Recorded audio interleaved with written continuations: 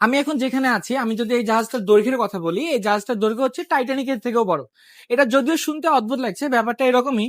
তার কারণ টাইটানিক তখন সে সময়ের সবচেয়ে বড় জাহাজ হলো, এখন টাইটানিকের থেকেও অনেক বড় বড় জাহাজ খুব কমন, এটা সব সময় দেখতে পাওয়া যায়।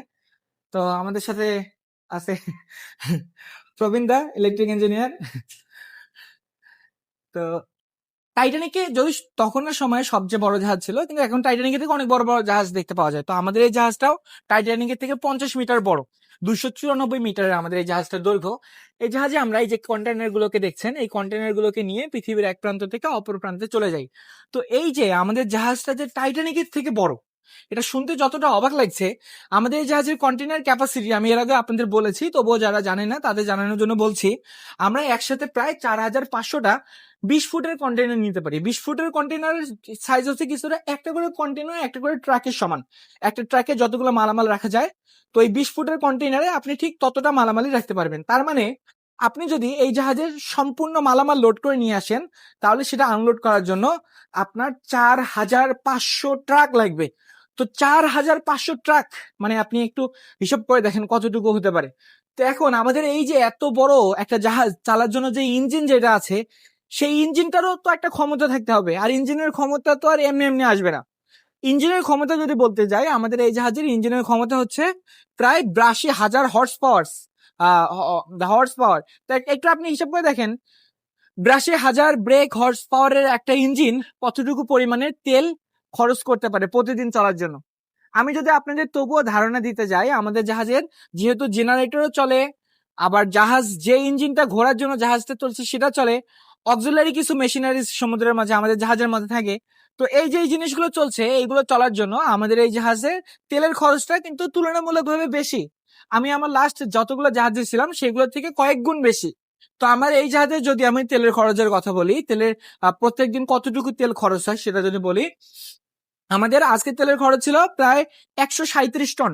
এটা অনেক সময় 150 টনেরও বেশি হয়ে যায়, নির্ভর করে জাহাজ কত স্পিডে যাচ্ছে, আমাদের সমুদ্রের অবস্থা কি রকম। সমুদ্র যদি বেশি উত্তাল থেকে, তাহলে জাহাজে আরো বেশি তেলের খরচ হয়, তার কারণ জাহাজকে অনেক শক্তি নিয়ে সমুদ্রের এই স্রোতকে অথবা উত্তাল সমুদ্রকে মোকাবেলা করে সামনে এগিয়ে যেতে হয়। তো যত বেশি শক্তির দরকার হয়, আমরা এর এই শক্তিকে ইঞ্জিনের ভাষায় লোড বলি, তো যত বেশি লোড থাকে তত বেশি তেল দরকার হয়।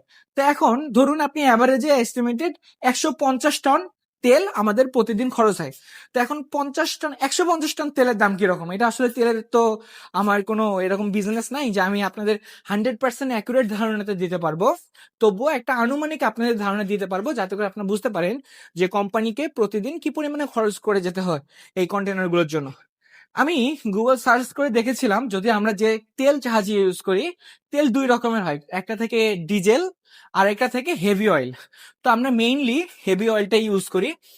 তো এই হেভি অয়েল ইউজ করার সময় আমাদের প্রতিদিন যেহেতু 150 টন করে তেল খরচ হচ্ছে, 1 টনের দাম হচ্ছে প্রায় $500, মানে হচ্ছে 50,000 টাকা, একটু বেশি, 60,000 টাকা বাংলাদেশি টাকা।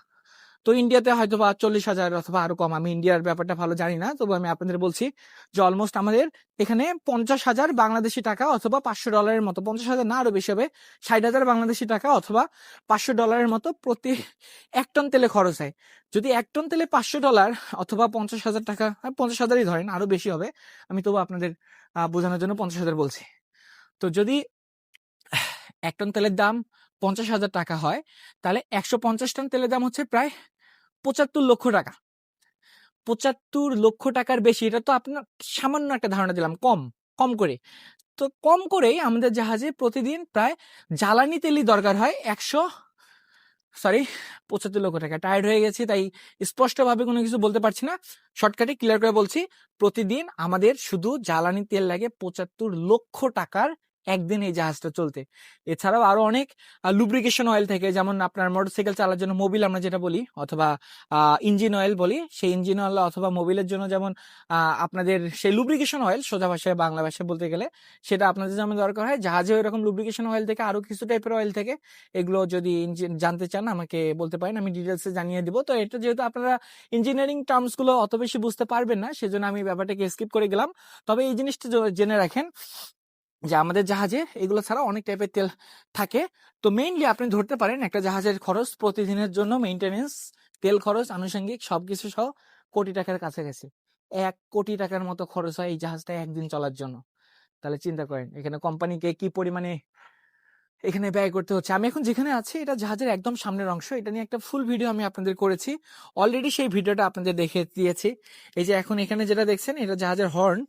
আমাদের যদি কখনো হর্ন দেওয়ার দরকার হয় আমরা এটা দিয়ে সামনের জাহাজকে সিগন্যাল দিই, অথবা মাছ ধরার ট্রলার যদি আসে সামনে তাদেরকে এই হর্ন দিয়ে মোকাবেলা করি, অথবা তাদেরকে এটা দিয়ে সিগন্যাল দিই যে আমাদের যেন পথ থেকে সরে যায়। তো ভিডিওটি কেমন লাগলো অথবা বুঝতে কেমন কোনো সমস্যা থাকলে অবশ্যই কমেন্টে জানিয়ে দিবেন। এই যে আজকে সমুদ্রকে আকাশকে কত বেশি সুন্দর লাগছে সেটা আমাকে কমেন্টে জানিয়ে দিতে ভুলবেন না। আকাশ এখানে খারাপ করেছে, হয়তো বা বৃষ্টি হবে, আমাকেও চলে যেতে হবে। তো সবাই অনেক বেশি ভালো থাকবেন। এতক্ষণ সাথে ছিলাম আমি হৃদয়। অবশ্যই ফেসবুক, ইউটিউব, টিকটকে গিয়ে সার্চ করে নেবেন হৃদয় দা সেলার লিখে, তাহলে আমার সমস্ত ভিডিও আপনারা পেয়ে যাবেন। ধন্যবাদ আবারও। আসসালামু আলাইকুম।